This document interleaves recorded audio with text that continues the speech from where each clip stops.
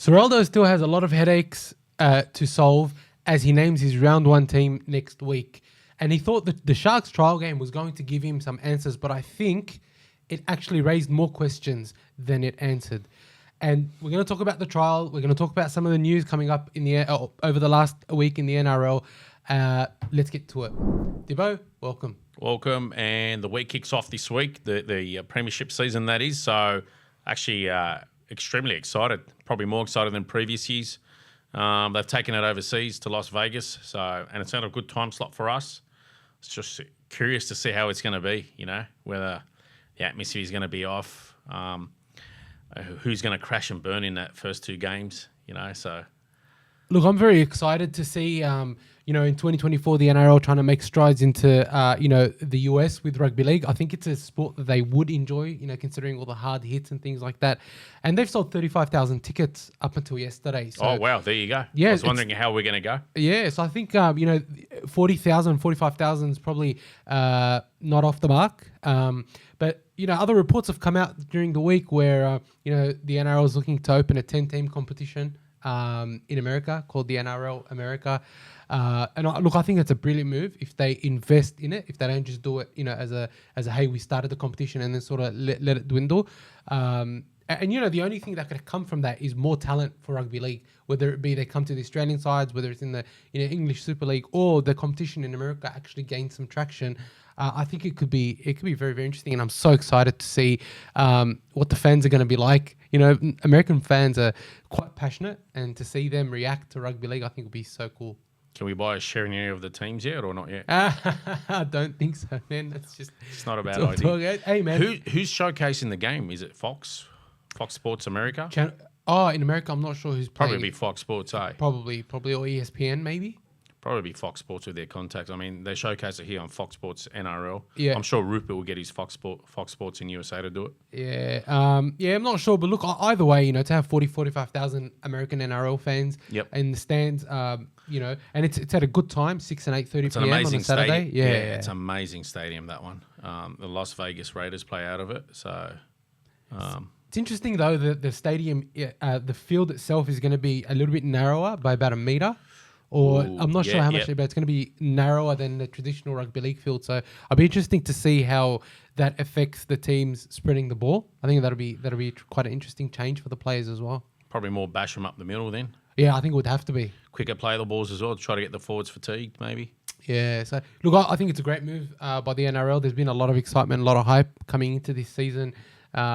Regardless of whether you're a fan of those four teams or not, just having the NRL sort of being exposed I just want to see some to the US. I'm just looking forward to some bone-crushing hits.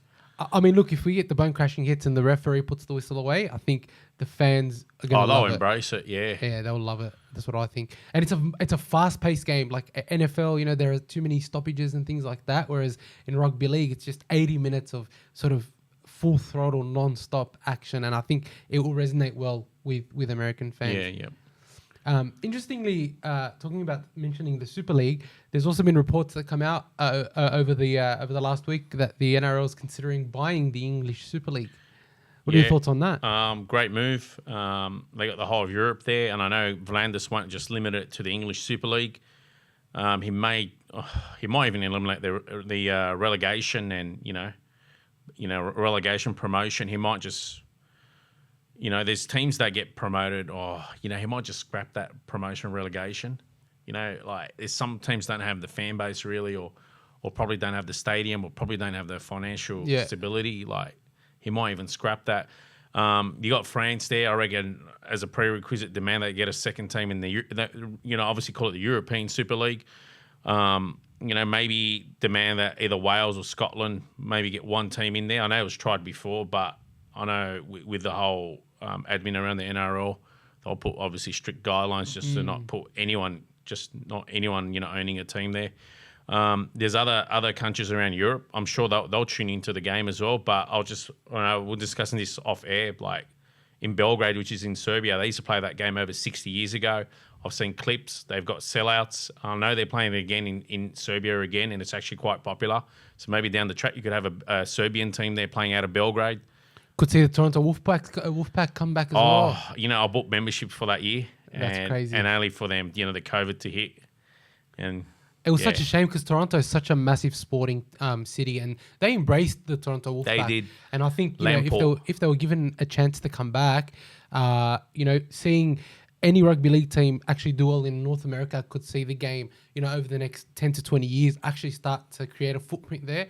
So it's very interesting. And if you think about what these reports are saying, so essentially the NRL will control international rugby league, which I mean... They already do, I reckon. I mean, they do to an extent, but if they actually ran the 3 largest competitions, if America was to become a competition, it would be scary in that they hold all the power when it comes to international rugby league, but also if managed correctly, they can actually grow the footprint of rugby league quite well. Like down here, Vlandis has ruined the rugby union, the Wallabies. He's already making inroads into Super Rugby as well, and the All Blacks are now starting to feel the pinch. Yeah. You saw the Super Rugby last year and the year before, and then if you saw the opening round, I think the Warriors trial got more TV viewership.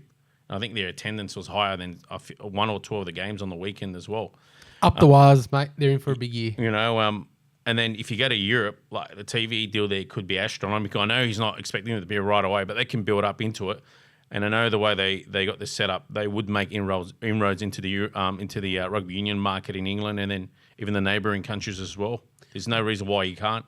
Look, I agree, and I think that rugby league product is proving its value and its worth as a sport, right? It's more flowing. And look, sure, some of the rule changes we don't agree with completely, but I think overall it is really in my opinion, the greatest game of all. And last season, the quality of rugby league we had was fantastic. And if we get even a shade of that in the opening round in Las Vegas, and then they're able to build that into the Super League and America. Oh man, it's very exciting. I could see what with English sides, a lot of them are based in towns. Yeah, it's predominantly around Lancashire and Yorkshire.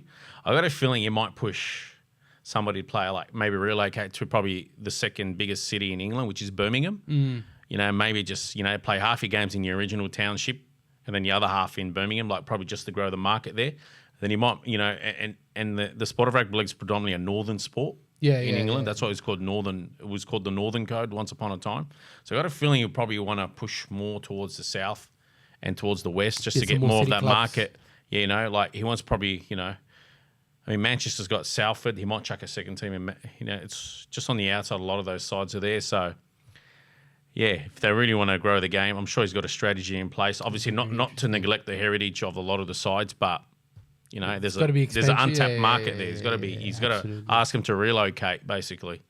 Yeah, look, it's very exciting for NRL, and I'm glad there are some of these things are starting to develop. And I mean, we've all said that the international games needed some attention, and maybe this is the NRL's roundabout way of working on the international game, in their own way. But also, I think, there have been some decisions recently made that I think weren't in the best interest of the international game, like the World Cup and things like that. But anyway, we're not going to sit there and linger too much on it. Just quickly, that try that the Panthers apparently conceded. What a shit call! Yeah, it was. You could say it was. You know what? I think Annesley came out, the NRL chief operating officer for the refs or whatever his position is these days. And I think he blamed it on the way the ref interpreted the on-field call. He looked for evidence to overturn it. And I think by the guidelines that the Vita ref has, he couldn't overturn it. It's just ridiculous. Surely common sense has got to prevail in those instances. Yeah, but look, we've had shockers in the NRL, and so you can't. But the thing is, they've had really, really bad they always have over the first 2 rounds. They've cracked down on on high shots and things like that. And I think in the first round they had more people sent off and gone to the bin than they had all of last year.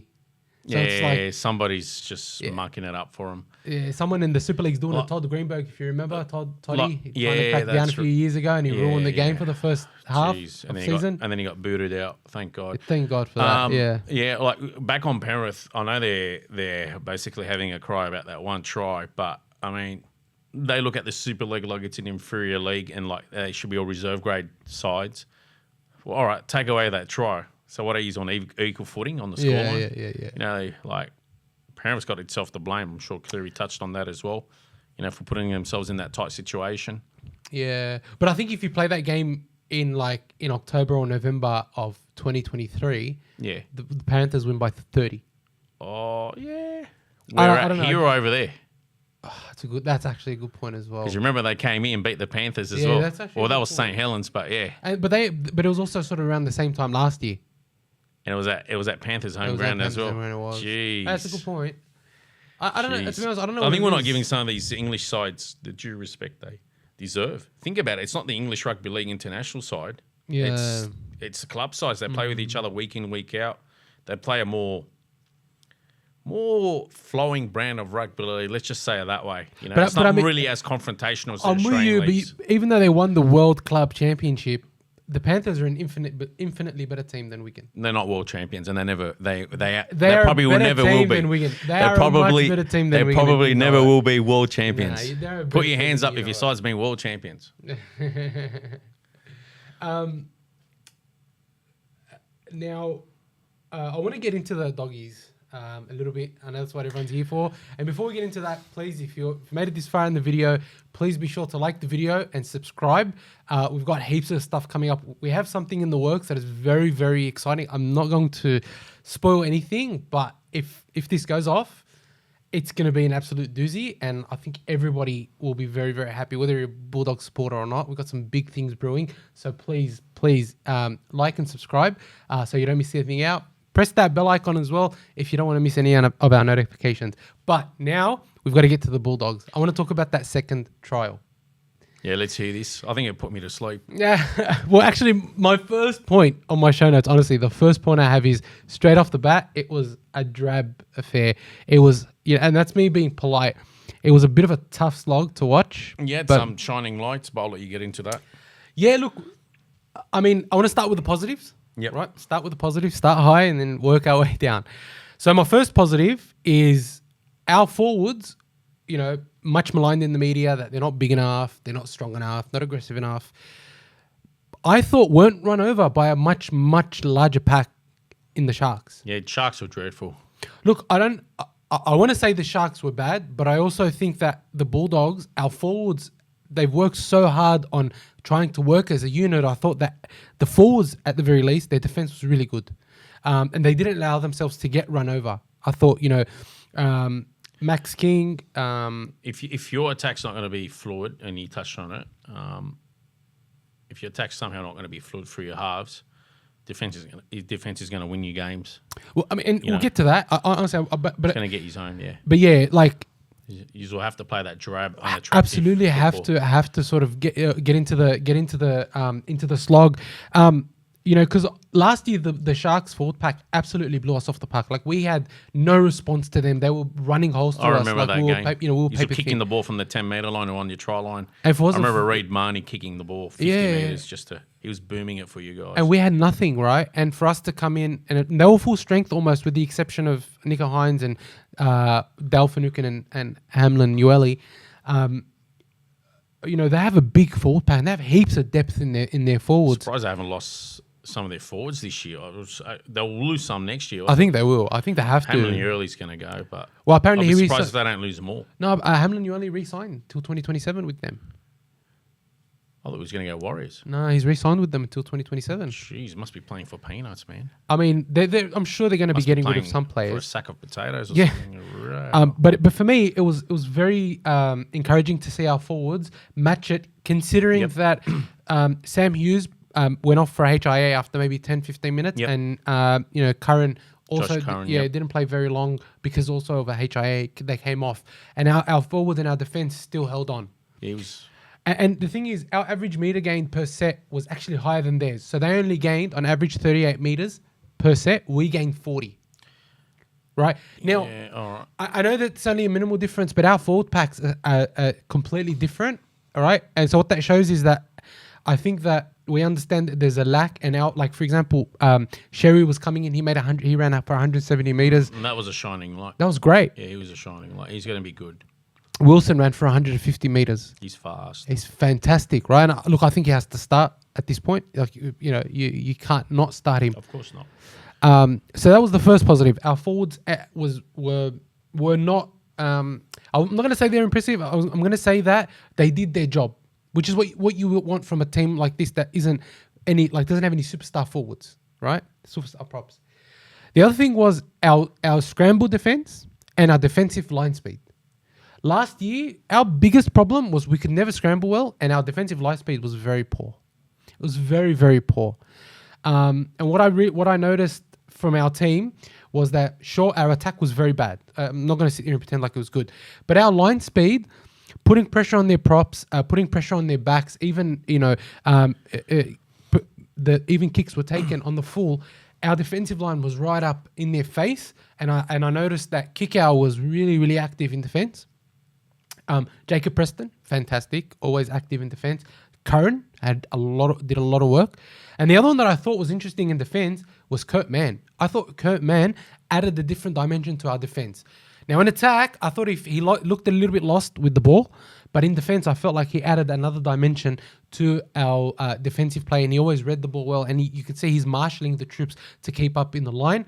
Who else? I thought Sherry had a good defensive display as well. Very, very impressed with our defensive line speed. How did you see it?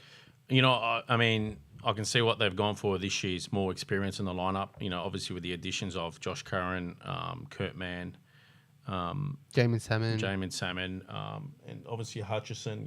He didn't have that last year, so he's got more. I know he don't have some of the bigger boppers in the middle, but there's more experienced hard heads around there, so that's going to really help you guys. I think the drop ball really cost you guys badly on the weekend. I know the conditions weren't the best. Yeah, I mean, they've had a whole preseason together in regards for attack. I just expected more out of them in attack. Defense is shoring up. We'll see how it goes in the first. Dibbo, we're talking about pros. We'll talk about cons next. Let's just talk about pros. Pros? Just just throwing the dogs under the, All right. Oh, we know the Dragons had a good win, all right, but it was against the Tigers, so calm down. Team that the Dogs ain't going to beat. But anyway, of course they'll beat them. But so we're talking about the pros. Yeah, we're talking about the pros. Pros, Bronson Sherry, he was an absolute beast out there.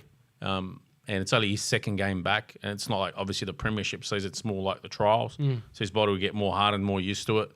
Hopefully he stays fit. I'm sure he'll shed a few more kilos, so you'll see a bit more zip. I mean, when I mean kilo, I'm not saying he's fat or anything. I'm just saying with more strenuous activity, he'll drop a bit of that muscle, the muscle mass he's got. Yeah. Allow him to move probably even a bit more freely. He'll be almost as powerful. I liked what I saw in some of the offloads from Sam Hughes, for example, or Josh Curran. Good, yeah. Very good. Sam looks like he was taking initiative. Josh Curran's a breath of fresh air for you guys out there. I thought he was very creative. Obviously, he had the HIA as well. He set up that try for Jacob Preston as well with a nice pass. Yeah, that's right. It's it's good to see your second rower in Kickow out there. I want to see him and Preston, how they go about that partnership basically. So get more footy time out of him. Obviously, Crichton had his first hit up for you guys. I know it was only 20 minutes, but he's like a Porsche. You just park him back in the garage and bring him back out when it matters. So I think he made a couple of plays in defence where you saw the quality that it brings almost immediately. The way he's reading the game, the way he's riling the whole team up, the way he's sort of pushing everybody forward. Yep. And it was interesting seeing him on the sideline. It was quite animated, trying to G the boys on, trying to sort of keep the energy up and sort of really show that he cared. You'd rather him be out there rather than being on the sideline, when the season starts. Oh, no, of course. But as in, it showed the type of mentality that he's got. He's obviously sold because he's just arrived at the club. But, you want to... for me, that's... I know might sound negative, but for me, that's irrelevant because anyone that goes to a new club is going to be on their toes. But he was just announced captain as well. So I think, he's taking that initiative and trying to be the leader, right? Yep. Be vocal even when not on the field, because I'm sure he would have been just as vocal on the field. But given the situation he was in, he's like, even though I'm not out there with the boys, I'm still pushing to to push them next. So look, it's good. Look, that was another positive on the weekend, like seeing your boys all getting out there for a run. all the ones that were available, basically. I think all of them were available pretty much. Kira's still recovering. Obviously, besides Jacob and... Turpin, broken finger. He should be back for round one. Connor Tracy will be back for round one. Yeah, Connor Tracy, he's strong. He's. I'm actually looking forward to see how he goes because, if you guys have someone that's injured or not up to form, I'll tell you now, he'll easily cover your fullback, your centre, your wing, and even slot into the halves if need be, and even probably could even slot in at hooker. He's an underrated signing. I really wanted him at the Dragons, and then you guys came in and pipped at the 11th hour and took him. So where would you guys have played him? Mate, I would have probably had him in regards to the same, like fullback instead of Terrell Sloan. No, I'll tell you now. It would be not. I probably thought if Flander could mould him to utility, he's number 14, that would be awesome. Or I would have had him on the wing to start off with. Yeah, look, the thing is, I want to see him play on the wing, but it's who misses out. Blake Wilson, the guy had a great year last year. He started the trials in the same form that he left last year. It's not fair if Blake Wilson doesn't get a go. I just think that Blake Wilson's just got to keep performing. And he will. Very, very tight for spots. I think he will. Because you got someone like Keras who will slot in and give you a Josh Mansfield in his prime-like performance of 220, 250 metres plus, a game in terms of run metres made. And that'll be from kick returns, hit-ups, dummy half scoots. And you cause, and someone like Jacob Keras will cause a lot of missed tackles from the opposition. Oh, 100%. He breaks so many tackles. I like to see, I think if they want to opt for like a power play, like a power sort of play. I know he's not the quickest. He's no slouch either. But you really got plenty of pace at the back. I'm sure you can probably, sacrifice maybe an extra speed man. Because you got like Adokar, he's a Ferrari. Bronson Sherry's actually quick, like really quick. Wilson's pretty quick. Yeah, Wilson's fast, but I'm just saying, if he's needed to sacrifice a speed man, to put a power man up there. Oh, right. He can be very... Because if your forward's going to be really like... I still think your forwards are short this year in terms of depth and maybe... line benders. Someone like Keras, a good addition. It's a good addition. He'll help the forwards. Agreed. Well, apparently the Dogs have signed Zane Teravano for 2 years as well. 2 or 1? I'm pretty sure for 24 and 25. So for sure? 2 years. Yeah, Isn't yeah. He 34 this year. 33. So. Oh, misread it. I mean, but he did have a heart attack or some sort of cardiac arrest. I wasn't really sold on that, I think it's a depth signing, but he does bring experience. So, I mean, I don't know if he's going to get a start. You just ask him to, hang it up just for safety and all that. Well, apparently he got the all clear from his doctors, and he's been training. So, look, I mean, again, it just seems like it's a depth signing. It's not an easy sport, man. Yeah, it's a tough sport. And he's playing at the most elite level. It's like he's playing against, weekend people. Yeah. Now... As you can see, I wasn't sold on it. I don't follow the side, but I'm not sold on it. Look, I'm just I don't think he's getting paid too much out of our salary cap. He can add some depth to the forwards because he has experience. Wasn't there anyone else? I mean, couldn't he entice Martin Tapau back? Wouldn't that have been a better option? He's a local junior. Tapau, I don't think he wanted to leave. Oh, sorry, Tapau. He just got. He's happy in Brisbane, is he? Yeah, he got re-signed last year. He extended for a year, and if we wanted to bring him, we could have enticed him. I mean, look, he's probably happy up there. Yeah, I mean, we had Sean Kepi. We could have signed Sean Kepi from the Manly. Now Rabbitohs signed. I don't know. There's just heaps of decisions that I think. I should have probably tried to entice Martin. Anyway, now I think. Jacob Preston looks like he's going to have another excellent year. Very active player. Unbelievable. He's just, he's just such a... I like... you know what I like? Last year he didn't overplay his hand. I know he was very active, but he didn't try to be a hero. Never. Where he just kept coughing up the ball or made stupid attacking decisions or stupid decisions in defence or got himself hurt. And I hope he continues the same energy that we saw last year and obviously not trying to... I like it when a player... He bursts on the scene. He's making inroads, and he doesn't think he's a hero. He knows his limits. He knows his capabilities. Yeah, he doesn't think he's a hero all of a sudden. You notice his head's not inflated. You don't hear much about him in the media at all. He just goes about his work quietly. So I hope the kid has another great year, and I'd like to see him go leaps and bounds forward. Way more than what he was last year. I want to see him debut for New South Wales. It would just be such a. It would be nice. It would be great. The last positive I want to talk about is fitness. I thought the team looked very fit. I know our attack wasn't great, but I feel like last year, the Bulldogs around the 55th minute, between 50 and 60 minutes, they started to get gassed and their attitude would drop. Right. What I've seen is that the Bulldogs seem to have discovered some fitness about them. It seems like over the off season they've worked really hard on the off season, and that's why they were able to scramble so well for so long in that game. Yep. And that's very, very exciting for me, because if you have fitness, you have clarity of mind and defense. Have you guys got a new? I think you guys sacked the guy Yeah, last yeah, year. yeah. I shouldn't say sacked or moved him. Yeah, I think they replaced a whole bunch of people. So you had a new fitness guru. Who was it? I think it was dead. I don't really remember the names. You guys should have enticed Billy Johnston out of retirement. Your former player. I mean, yeah. Look, I don't know what they've done, but they seem to be fit, and that for me That's is good. very important. Because while we don't have attack today, if you have defense, your attack will come. Especially as Fitness is. Sorry, I bumped that. But anyway, fitness is a huge thing. You know, like if you're going to start gassing yourself out, forget it. Forget about defending. Forget about attacking. you make poor decisions in defense, poor decisions in attack. But You're if you gonna have leak points. and if you have the fitness, the attack round 8, round 9, round 10, it'll come because you start to gel as a team. Like one of the biggest examples I remember is when Cooper Cronk first went to the Roosters in 2018. Right, I remember they took maybe 10 weeks for them. 10 to 12 weeks for that team to gel, right? And that's Cooper Cronk, one of the best halfbacks we've seen over the last 20, 25 years. So you can only imagine with a much younger team, much younger spine, needing the time to gel, right? And I think, we've got to be patient. But as long as our defense is there, it means we don't get blown off the park and we can take our opportunities when we see them. We have a lot more attacking potential this year than we did last year. And if the attitude's right, the fitness is there, I only see positives and improvement for us over the next, over the first 3 months. So that's the final positive. Now,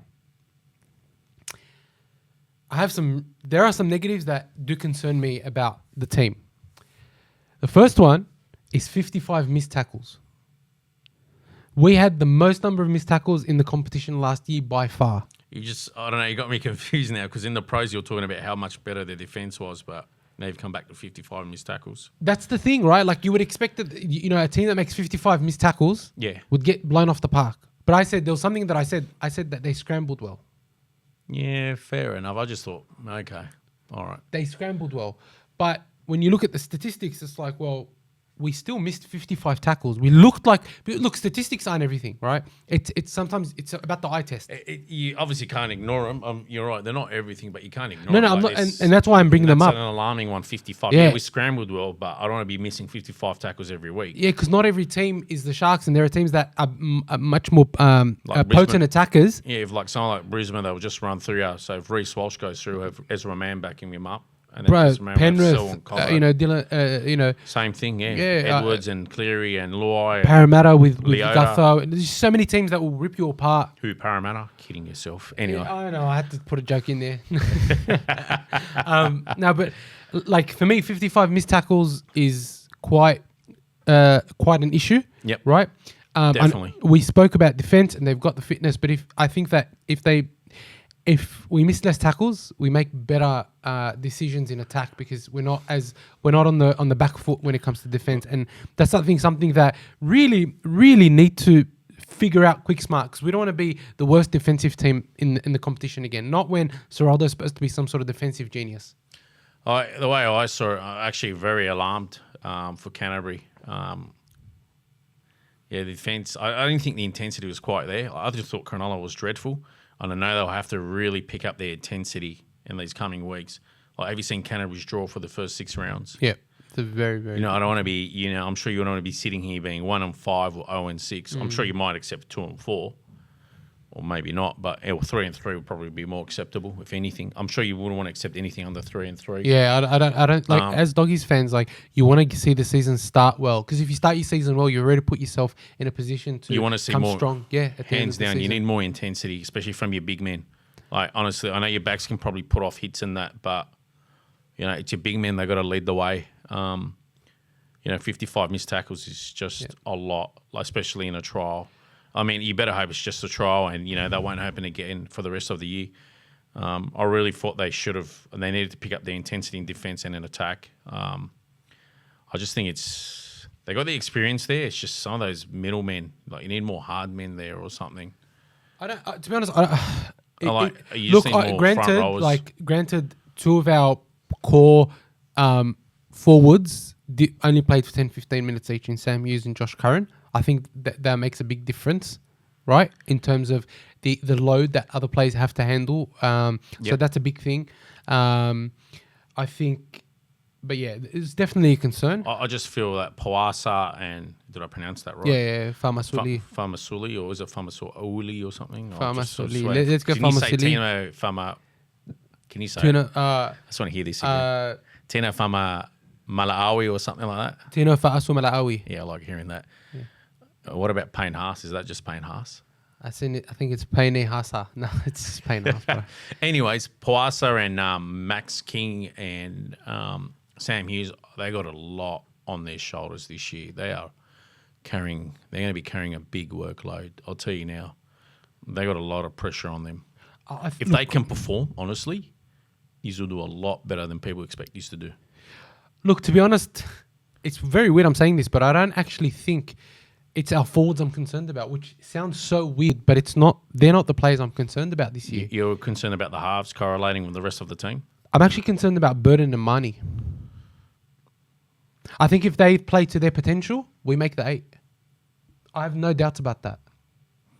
But Marnie, all of last year, overplayed his hand. I thought his service from dummy half could have been better. Hang on. I don't think they'll have... Oh, yeah, all right. I don't think they'll have a bad... I think Burden at times is ball watching. I don't think Berto has bad games. I think you just want more from him. Even like Marnie, I don't think he has a bad game. It's just... He tries too hard. Yeah, maybe. And yeah, he probably overplays his hand. I just think, he needs to worry more about himself and his role in the team than trying to maybe fix some other problems. Just do your job well. Don't miss so many tackles. I mean, he missed 8 tackles on Friday night against the Sharks. Burden, like I saw him make a few runs, right? But still... You know what? You need him to run the ball more. Let the halfback organise everything. Look, I'm with you, but I feel at the same time, he's got such a potent left edge. Like if you've got Kickow, Critter, Fox... He should be handing it off to him, but also running with it as well. That side should be scoring... That guy should be scoring 30, 40 tries for the year. That is a really, really potent left side, like probably one of the best in the game. If you can get the ball early... Josh is playing outside Critter, eh? Yeah. That's going to be a crazy side. But that's what I mean, right? But I'm just thinking the other side, if you can have Sherry and Kiraz together... That'd be fantastic. Defensively and in attack. I'm excited about your backs. Because you get... It's just the other part. Because then you get Preston, Sherry... Kiraz or Preston Sherry Wilson. I think all three, or even Preston Kiraz Wilson. Those, like, we have good depth in the backs. You're just loving Wilson, aren't you? He's played so well. Wilson. Yeah. She have a ball home, do you? I like Blake. I think he's fast. I just think when Kiraz comes back, and I know what he can do, I think he's just going to be a big benefit for your sides, especially towards your forwards. He's definitely a cult hero of ours. So he's going to be a massive benefit. Him and Sherry will be a massive benefit for your forwards. They 8 meters. I think that's what concerns me is we need to make sure that they click, and I just want to see a little bit more energy from Burden. That's what I think we need. He needs to take control of both sides. Like I want to see him and whoever eventually becomes the 7, whether it's Hutchinson or Sexton, running side by side, passing. Because if Hutcho passes the ball on to Burden and Burden throws a nice cut-out pass and Blake Taff or whoever's playing fullback is there and can use their speed to get around and offload to the wingers. The thing is, that's what it seems to be lacking. Kurt Mann will help him a bit. He's played in the halves before. Trust me, he will put some players away. Look, I don't doubt that, but it's that's not Kurt Mann's job. I know, but that's Burden's job. It's going to help. I hope for their sake they do well. I mean, I think if he straightens the attack and runs more, he will tear teams to shreds. Like he's such a big body with so much strength. Like I hope they do well, and also just to rub it in the Daily Shitty Graph's face as well. Man, forget the Daily Telegraph. I just want to see them just tell you crap, dirt on their nose. Anyway, the other problem that I had on the weekend was they made 18 errors and only had a 65% completion rate. That's the problem. A lot of drop ball. Look, couldn't get any fluency going. Doesn't matter how good your defense is. If you're not completing above 80-85%, you're not going to win games. Simple as that. It's simple as that. If we complete 80-85%, there were 3 or 4 opportunities that we left out there on the field that easily could have become a tries. Put me to sleep. It was a drab game. But you know what? You should be happy. It's just a trial, and I mean, you should be glad. If that's their worst game they'll play all year and they're playing nothing like that, as bad as that for the rest of the year, then I'm sure they'll do a lot. Yeah, the way I look at it is get the shit out of your system, play shit in the trial so you can play good. We used to do that in the warm-up. Just get all the shit passes out and knock on the ball and done. We spoke about lack of attacking cohesion, but I think that will come because we've got so many new players in the team. I'm not too concerned. You got a lot of good individuals there. It's whether how they're going to go together As a team.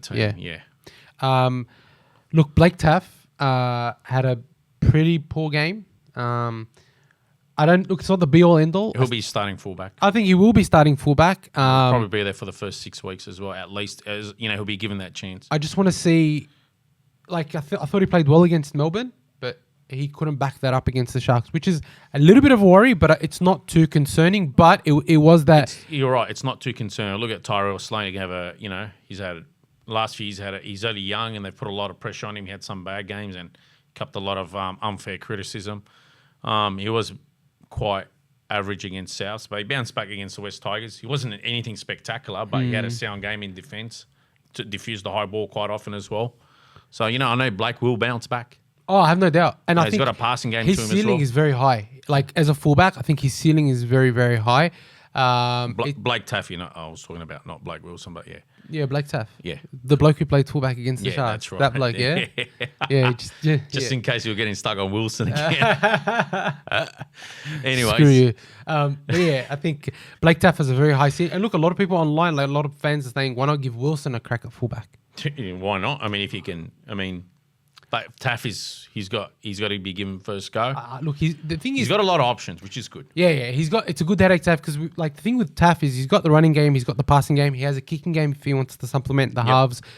He's got the speed, and he's got the positional play. I think he's got everything. He just needs to put it together and needs to just connect well with the halfback and the lock. I thought Jamin Salmon. Look, I don't know if Jamin Salmon starts or Curran starts. It's I'm so excited for next week's team listing because it's going to reveal a lot about the direction that Seraldo wants to take the team and how he thinks we should play. But I honestly, my hot take for this year is that I actually think our forwards will be okay. I don't think our forwards are going to struggle as much as they did last year. I think that it's more going to be our spine that needs to have cohesion as opposed to our forwards not aiming up. Because with Hughes, Famasuli, Curran, King, Kickow, potentially Liam Knight. Who's the first game against? Parramatta. Really, the season opener? Opener. Where at? In Parramatta, 5:30. Oh, it's going to be a sellout. It's going to be a good game. 5:30 on a Saturday. Perfect. Fuck, go watch the game and go for a feed afterwards. Are we going? Who's going? We'll see. But yeah, so that's it. I think that's my hot take, and I might ask my two good mates, Hobbs and South, or are we getting the private box, boys? Okay, he's on the Kennel anyway. Interestingly, James Graham has in his predicted top 8, he's put the Doggies to come 6th. I mean, he could be right, or could be just be fanboying, or old boys club. I mean, Critter, he doesn't throw anything out. I'm sorry, I called him Critter. Bulldog doesn't throw anything out just for the. I'm sure he's got his reasons behind it. Yeah, well, I mean, I put up a post on Insta, and make sure to follow us on Instagram at the Kennel Podcast. I put up although I think it's too many knocks to the head, but anyway. Yeah, hey, calm down, bro. There's no one better than Jammer, yeah? Is my lookalike, doppelganger. No, I look like him, not the other way around. I asked, is it merely optimism, realism, or does he know something or does he know something that we don't? And look, he's involved with the club, and I'm sure he sees the positivity around the club. And I think 6th. I think all it takes is for our halves to click, for us to actually make a good run at coming in the top 8. I do. I think that 6th prediction ruined the whole season already. The Dogs fans were jumping up and down already, thinking that's it. We've made the 8. As I say, man, because Jammer said we're going to make the 8. If we come 6th, I'm telling you, I think he's just put a lot more pressure on the players. If we come 6th, we're having that Kennel viewing party together. That's what I'm telling you. You can have it with Finch. Yeah. But I don't know who Finch. I don't know who Finch is. Finch was jumping up and down to when he read 6th from Jammer. Yeah, look, yeah. I hope that's the case. Now, I think we'll sort of come to the end of the podcast. Your Dragons went all right on the weekend. Oh, look, the way you're playing the West Tigers, I want to see more of those French players. He didn't give them as much time, but then as it turns out, a lot of them played in the reserves against the Magpies. I think they trounced them like 60 zip or something. Oh, yeah, I saw that. But I know he stuck more of his stronger lineup for about 60 minutes. His son had a better game. Looks like he was more subdued. I mean, Tigers were dreadful. Sorry to say. I don't even know where the Dragons still stand yet because the Dragons were the Tigers were that dreadful. Yeah. There was no intensity in defence. There was no intensity in attack. You know, I hope that's the worst they play all year. Too, you know, like I don't know where they stand. I don't know where the Dragons stand. And the Doggies are still up in the air. Like, I mean, Doggies are showing signs. You know, it's just there's areas they know they've got to improve on. well, you guys have signed now Luciano Leilua. He's a big addition, I think, to your pack. Oh, hopefully it helps. Like I was more curious to see in the halves. Like I wanted to see that Marshke play with Ben Hunt, but you know, if there's one criticism or negative I've got of Flano, he's given his son a free ride straight into the number 6. You know, Marshke played extremely well against South. So I want to see how he goes with Ben Hunt, and he's not giving him that opportunity. That's one criticism I got of him. Like, Ben Hunt had about 60 minutes out there, 65. I'm sure he could have given Marshke a good 15, 20 with him. To be honest, against the Rabbitohs, when we were at that game, Marshke was great I think it was much better than Carl Flanagan. I think he chucked on, most of the players from 17 to 29 were on. And Marshke was one of those. I think he was wearing number 19. And then, South had most of their starting lineup still on, and obviously South were crunching them. But Marshke was just having standout. His kicking game was much better than Carl Flanagan's. He was probably the second or best third player. Obviously, Jai Gray would put everyone in his shape. shape. Jai Gray, what an amazing young player. Oh, wow. Fantastic young guy. Watch out for him. Yeah, I think he'll definitely be going up. The Dogs took Blake Taff off their hands, and then they uncovered Jai Gray. I think he's got the bad deal out of that. I'm only kidding. But what do you think? Do you think that Marshke should be starting over Carl Flanagan in the 6? I wanted to see him get more game time because Jesse Marshke is a big body. He takes the ball to the line. Like I know Flano was saying, "Oh, my son will organise the whole lineup," and all. Yeah, he can do that, but so can Ben Hunt.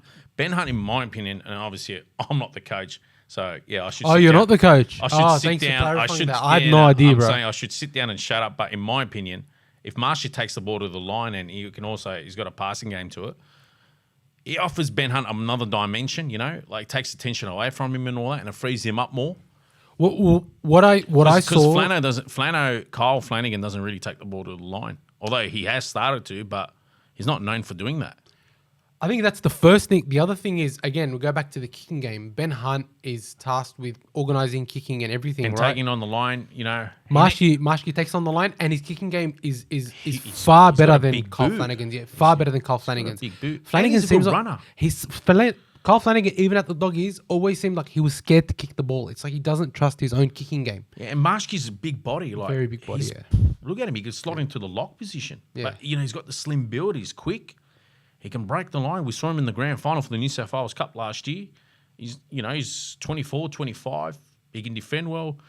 I don't know. I like to see. You know what? If he's not going to be in that, if he's not, obviously it looks like he's not going to be in number 6 though. But have him in your 17. Yeah, I'll have him as utility. Because you know why? Exactly. Because Kyle can then slot into the hooker. I thought Kyle was going to be the number 14 as back up to the halves and the hooker. I think he'll end up there by the end of the year. I mean, it's just. I mean, hopefully, like by a few rounds in, Marshke's just too good to hold back. Yeah, I feel like Kyle Flanagan will end up 14. But anyway, that was one of my. What about concerns. Lomax? Oh, look, he's too slow to be on the wing. Like, do you remember what's that player that's Braden Burns? Do you remember when he was on one leg at Wollongong? And he was and he outpaced Lomax and all of them. Like Lomax is probably good off the first 10, 20 meters. But he's got to offload. He's got to pass to him. He's creative. He's a powerhouse. I could see Lomax ending up maybe in lock or second row. Have you seen how physically strong he is? He picks up forwards and throws them. He was massive when we saw him at the field. Yeah, you see how big. Huge. But he's physically strong. Yeah, he is. I know he got decked by Olam, but Lomax, I've seen him pick up people and just hurl them. Yeah, but Olam is one of those defenders, man. Like, he's a George Tafua, Steve Maddai type Remember defender. Tafua and Maddai? Man. Remember that hit Maddai put on Tyrrell? Oh, my God. That is probably... What about the hit he put on Munster? George Tafua put on Munster. Yeah, that was crazy. That hit on Tyrrell from a back on a forward. Remember that? He sat like a sack of potatoes. And when you throw it... Yeah, he just dropped. That is probably top 2 biggest hits I ever saw. The other one is Luke DeVico on Luke Williamson. I've been trying to look for that footage for the last 10 years and I can't find it. If you have that footage, reach Please out to us. post it, because when DeVico put that hit, Luke Williamson wrapped around him. That's how big it was. Anyways. Anyway, with that, I think we've come to the end of the podcast. Let us know if you guys are looking forward to watching the Las Vegas start of the season. I'm very, very hyped for NRL Las Vegas. I'm looking, honestly, I know I'm looking forward to that, but I'm also looking forward to next week when all the other games are on and our teams have their team list and they're ready to play. I cannot wait. Oh, I'm so G'd. I cannot wait. I'm sure Souths and Roosters fans and Brisbane and Manly fans probably, when I look back on it, they probably went with a good choice for those four. Brisbane's a one-city team, and then you got the big sides, and they got presence of Souths and the Roosters. And obviously Manly's got a US-based owner, so I think it's a good start. I think they got probably the four biggest teams to start it off, which is good. Penrith, he's ain't big. He's irrelevant to 4 years ago. Calm down, bro. Calm down. Penrith are great. Tag your Penrith mates here. Bring the hate. If you made it this far, thank you for making it to the deep end with us. Be sure to like our video, subscribe to the channel. We've got heaps of stuff coming up, and we really, really thank you guys for all your support. Big ups, and make sure to like us all on the socials. See you all next week.